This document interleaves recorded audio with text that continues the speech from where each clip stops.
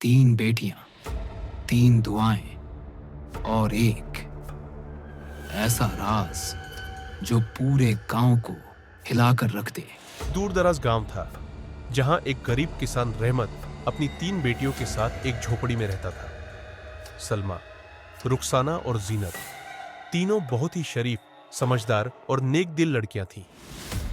सब कुछ ठीक चल रहा था जब तक एक शाम कुछ अजीब नहीं हुआ।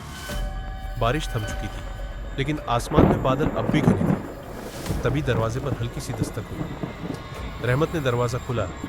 बाहर एक अजनबी फकीर खड़ा था, चेहरे पर नकाब, हाथ में लकड़ी की छड़ी और उसकी आंखें गहरी और लाल। रहमत ने उसे अंदर बुला लिया।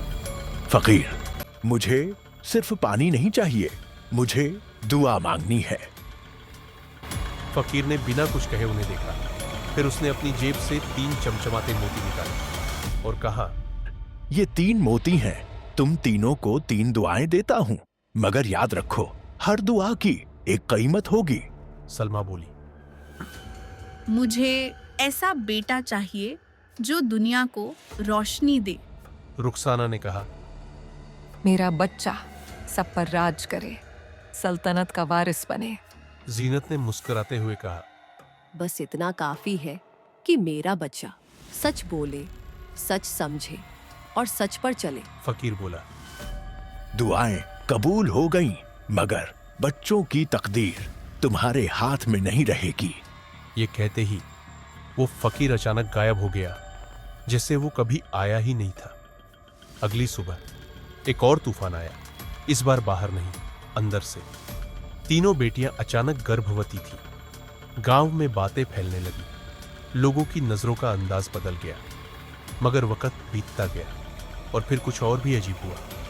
सलमा का बेटा अंधा पैदा हुआ, लेकिन वो झूठ को देख सकता था। रुखसाना का बेटा बोल नहीं सकता था, लेकिन उसकी आंखों में ऐसा असर था कि लोग उसकी बात मान लेते थे। जीनत की बेटी बोलती नहीं थी, लेकिन लोग उसके सामने अपना सच खुद ब खुद बोल देते थे। इसी बीच महल से एक ऐलान हुआ। बादशाह अपने उत्तराधिकारी की तलाश कर रहा था, जो रोशनी, राज और सच्चाई का मेल हो। बादशाह ने उन तीनों बच्चों को महल बुलाया और उन्हें राजकुमारों जैसी ट्रेनिंग दी।